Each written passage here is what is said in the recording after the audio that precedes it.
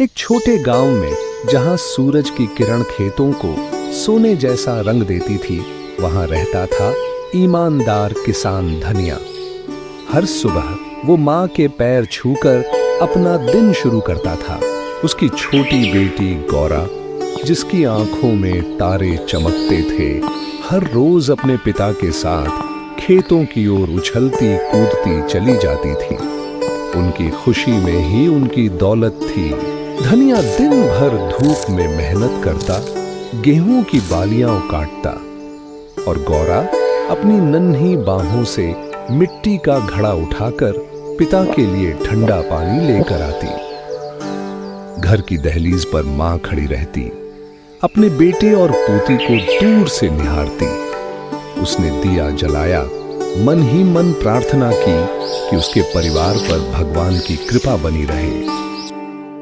लालचंद सेठ गांव के बाजार में आया, मोटा, घमंडी और दूसरों को ठगने की फिराक में। धनिया की सुनहरी फसल देखकर उसके मन में कुटिल चाल जन्म ले चुकी थी। सेठ ने अपनी सोने की थैली चुपके से धनिया के स्टॉल के पास गिरा दी। उसकी योजना थी बाद में झूठा इल्जाम लगाकर धनिया को बदनाम करना और उसकी मेहनत की कमाई हड़प लेना।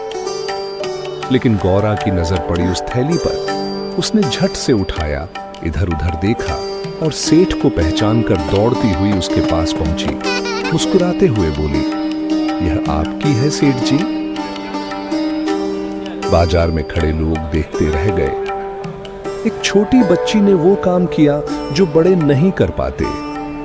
धनिया की आंखें भर आईं। उसकी बेटी ने उसका सिर ऊंचा कर दिया। बात पंचायत तक पहुंची। बरगद की छांव में बुजुर्गों ने सच सुना। सेठ की चाल उजागर हुई। गांव के बड़ों ने गौरा की ईमानदारी की सराहना की। लालचंद सेठ का सिर शर्म से झुक गया। उसकी सारी चालाकी धूल में मिल गई थी और गौरा, वो नन्ही सी बच्ची, पूरे गांव की आंखों में एक मिसाल बन गई। धनिया ने गौरा को गले लगाया। उसकी आंखों में आंसू थे, खुशी के आंसू। मां ने कांपते हाथों से अपनी पोती के सिर पर हाथ रखा और दिल से आशीर्वाद दिया।